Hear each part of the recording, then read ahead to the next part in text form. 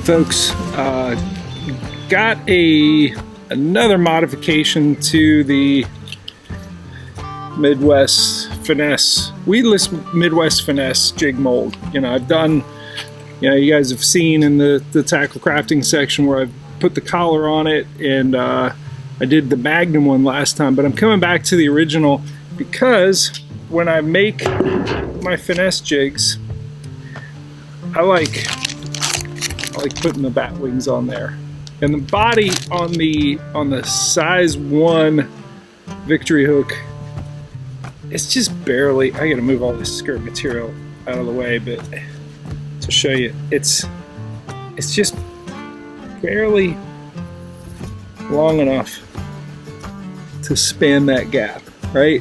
Even there, it's a stretch. I gathered just the tiniest bit of Elastec there. And what it likes to do, it likes to slide like that. And you know, if you know anything about Z-Man, all of their baits that you put this stuff on have the hook keeper. So, and they work really well. So I've ordered from Do It because I like making my own stuff.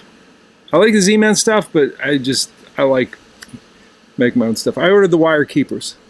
This is the smaller size, WB 400. These things are tiny. I don't know if this is gonna work. I got 100 of them here. But as you put it on the, and I gotta put this down. As you put it on the mold, and I'm gonna show you here in a minute what that looks like. I get one of these, and these are actually the larger size hook. It's a 1/0. It's not the one designed for it, but it fits. So I'm going to open this. We're going to modify this mold to accept the keeper, and I'm going to show you some tricks I'm going to do to make this work. Let's take a closer look at this guy sitting right where he needs to make this work. So that's the 1/0. It'll fit. This, man, it looks like a part of a paper clip. It's tiny, and to handle these things right, oh, I'm gonna be dropping these all over the floor. But here's where I think it will fit. I think that little upturned part, and I'm gonna have to use the Dremel and make like the perfect slot for it. But basically, if I can, I can't even do this. If I can do some really good Dremel work, some precision Dremel work with the smallest ball mill I can get, that's what I want to accomplish. If you look at the top there, that part is upturned, and I think that'll fit in the collar area. But in order to make sure that I mark exactly where, I'm gonna have to cut lines where that little downward pointing check mark is. That's gonna be my hook keeper. That's what's gonna grab the Elastec. I hope this works. We'll see. But I'm gonna actually let it sit right there.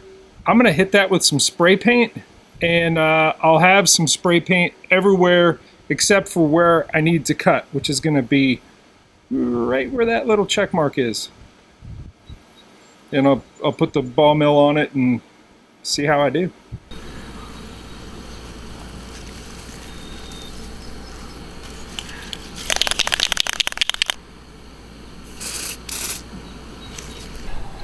We'll see. I'm gonna let that dry.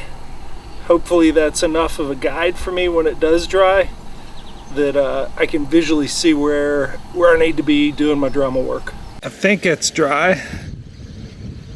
Move that hook out of the way, and oh wow, yeah, I can sort of see that. It's not great, but we'll see how this goes. This is the absolute tiniest ball mill I got.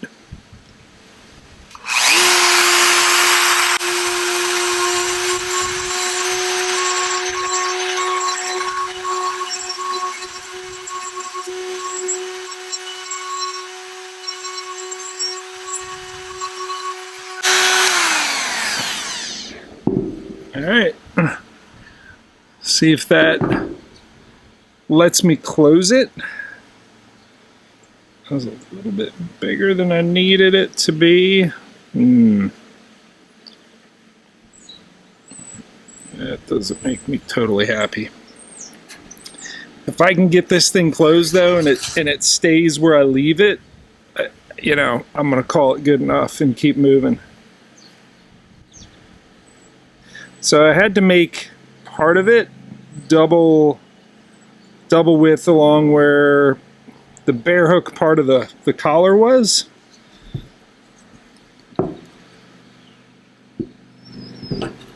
And this is the check. Okay, you always look through there. Do you see daylight? If I turn it the right way, I think I did see daylight. So I need to take a little bit more out. Although it held it, maybe I just pour them a little fatter. Maybe I hit the other side. I wasn't gonna hit the other side. Maybe if I mash it, it'll really just score that other side somehow, that I can just remove the tiniest. Yeah, I got a mark there. All right, let me knock these off. Do you see that? I'm not gonna touch it. It's just scored in the soot. So I at least got a visual on this side without doing the paint trick, which I'm gonna say kinda worked. Not really, but yeah. Just disrupting the soot mark here is effective in showing this.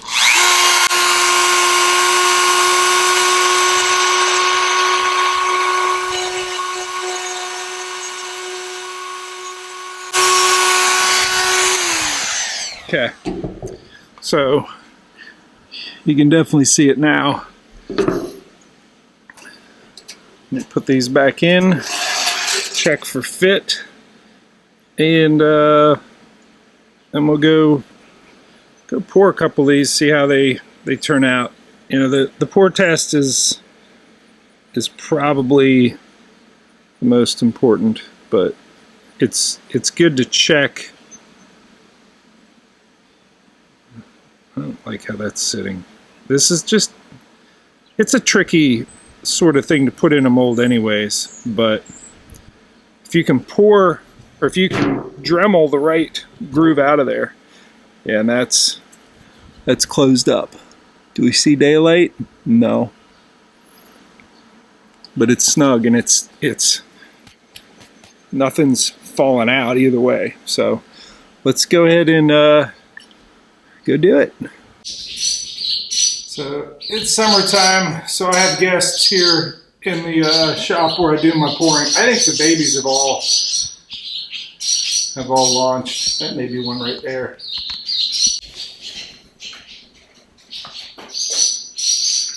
Oh, there's a baby. There she goes.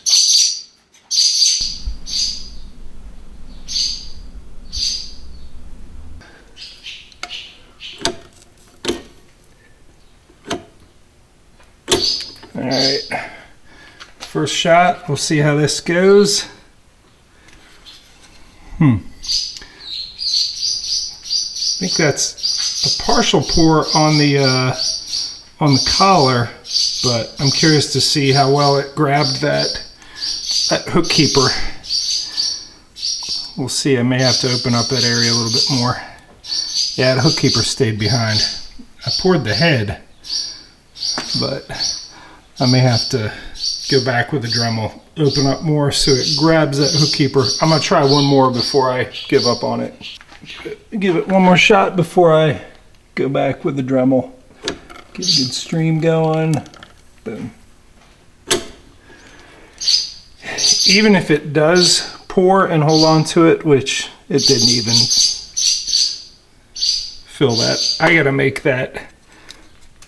There's that hook keeper, it just fell right out. I gotta make the collar area, because that's where the turn in the hook keeper is. I gotta make that deeper so it grabs hold of that a little bit better. So for cutting the groove with the that wire keeper, I use the smaller ball mill, but because I'm really trying to hollow out a cavity a little bit bigger where this downturn, I mean, these things just look like half of a paper clip. I'm taking out more, so it's, I don't know if that's going to show or not. That little turn is what needs to grab, and it needs enough area around it. It fits in there, but it's got to have lead fill all the way around it for this to work. So I'm making that collar deeper, wider.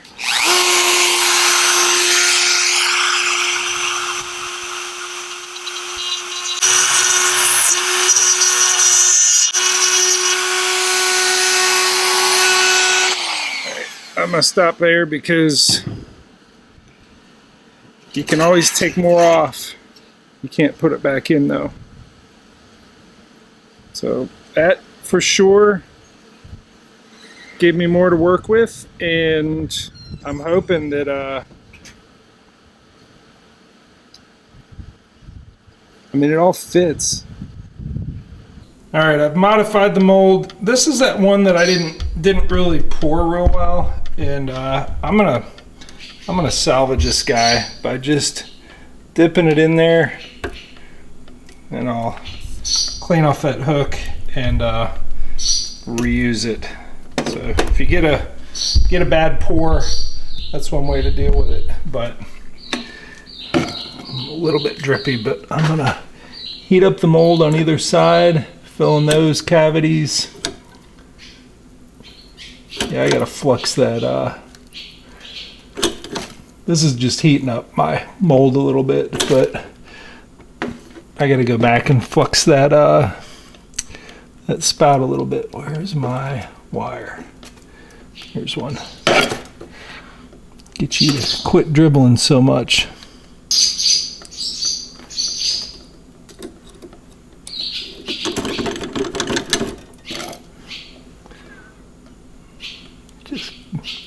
You heat up the spinnerbait wire, touch it to the candle, get that wax in there, and the dripping stops because you've fluxed it. I'll go ahead and put that back in. Alright, we should have a good stream coming out now. Yep. And we'll shoot it.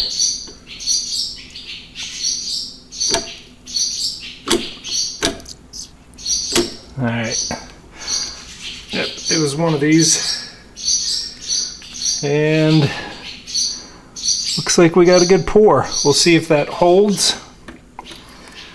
We'll get these other false pours out of the way. Recycle that. And I think I'm gonna pull that out. Yep. Looks like that's in there. Before I go too much further with that, I'm going to take this outside and see if I like, I'm going to trim the sprue first, but then I'm going to put my Z-Man Elastec on there, see if I like the position. If I don't, I may slide this further up into the head, but I'll give that a shot before I pour too many more of them, and see if that works with the Bat Wings Elastec chunk trailer that I got. Alright, I just, because I was back in the shop, I grabbed a blue-black. Let me get wide there. Just happened to be back there. I want to know that the mechanics and the positioning of the wire are good. So normally I'd hook in like this and it slides. I did that upside down. I'll show you the normal way I go. I gather just the smallest little bit of it, and this works with the maybe I want to turn it around. This works with the size 1, but this is the 1/0, so this is my normal way of rigging it, but it's not totally what I wanted to do with this. But it does kind of slide under there. It's interesting. Maybe if I turn that around, see how that hooked up part is there, it would hold it down. But can I just jam this on there? I don't know. I don't think so. So I think how I want to do this is the same way that I've been doing, but with that hook down, unless I can really, can I force that through there? Elastec is some weird stuff. There. I almost had it.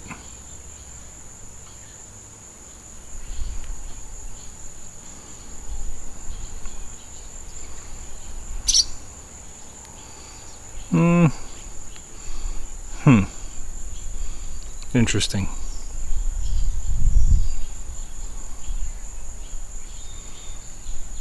You know, with a bigger trailer, it's gonna work, but that may work. Just like that. I think this is what I'd envisioned with using this trailer as a sort of hook, but I am gonna try pouring them where I put it in the traditional spot, but then I use the hook turned, instead of turned up like that, I may try a couple turned down, but I'll have to modify the mold to do that. But it's a starting point, you know, finding a way that you can get the get that hook, that keeper, that soft plastic keeper in a mold that it really wasn't designed for. I'm gonna keep playing with it. All right, did a rework with a Dremel just to turn that barb to the inside instead of the outside. We'll see if this holds that Elastec a little bit better. All right, let's check and see if we got good flow. We do. So let's see if we can shoot this and see what we got out of it. So looks like it shot well. You can see that I've turned that little barb inside. I'm gonna take this out of the mold, see if it's if that tip of the little half paperclip shape is secure. And yeah, it's in there. So I'm gonna make a couple more of these and trim the sprue off, do a little bit of powder painting, and we'll tie up a couple, see what they look like in the water.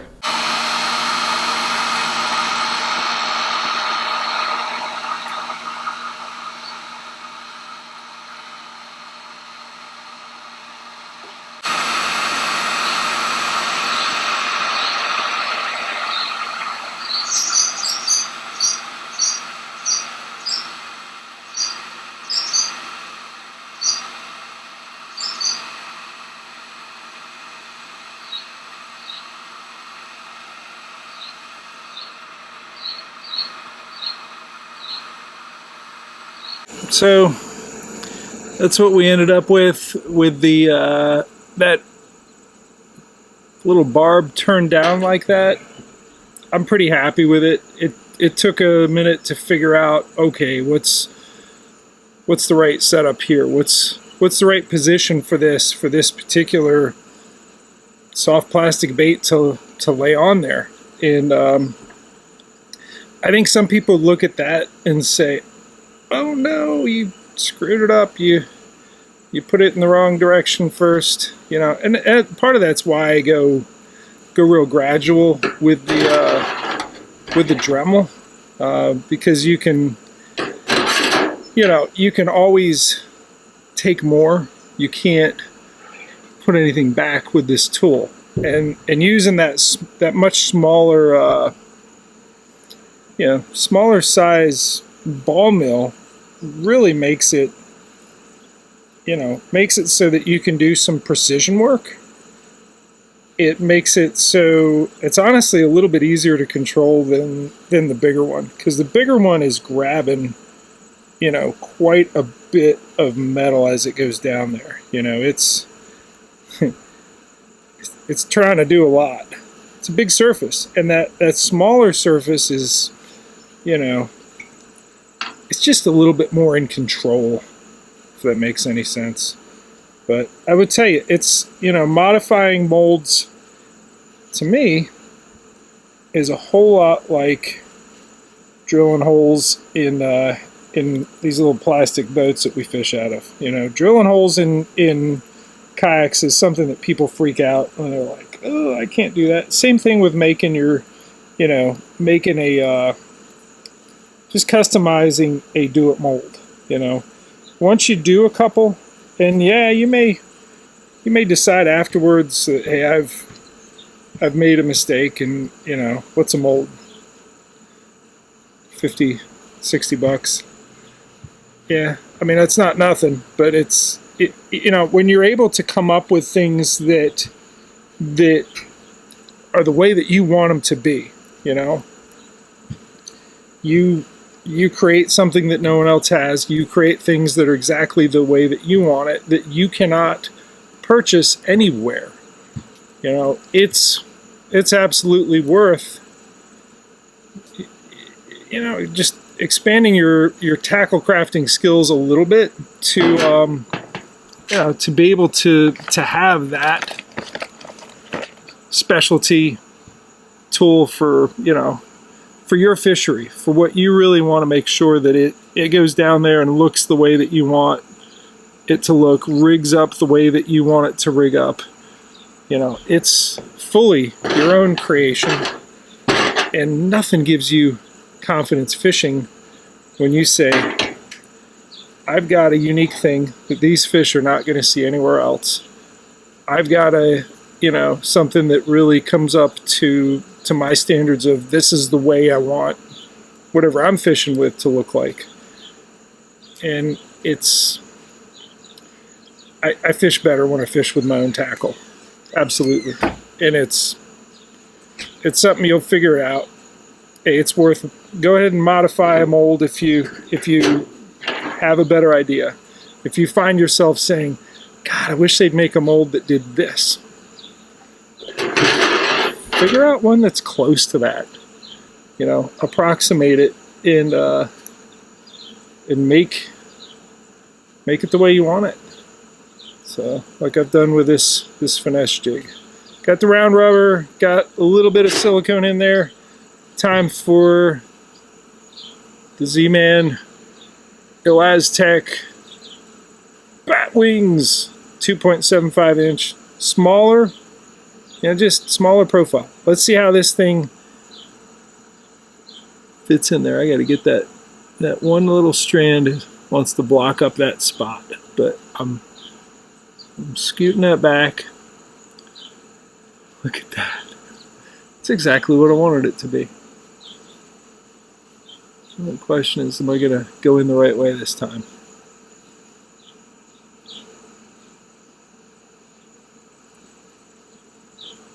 I think I did.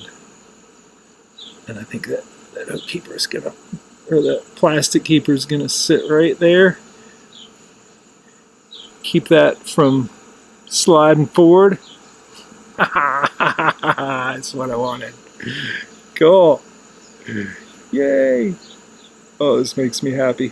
And it's, you know, this Craw profile, if I can rig the other end right, is gonna sit the way that I've always wanted it to. I was close to perfection.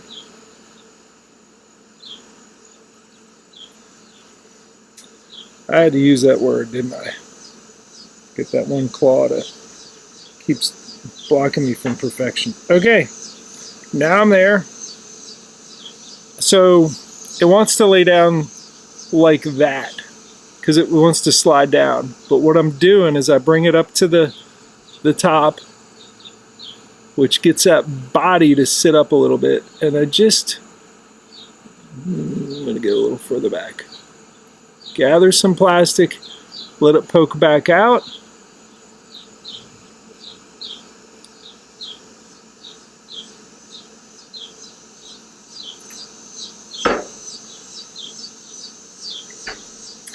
Yeah, we need that backlit a little bit better.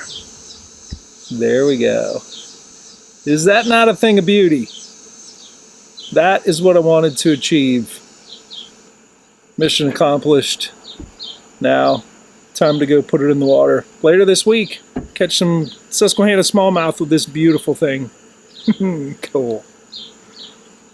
Cheers.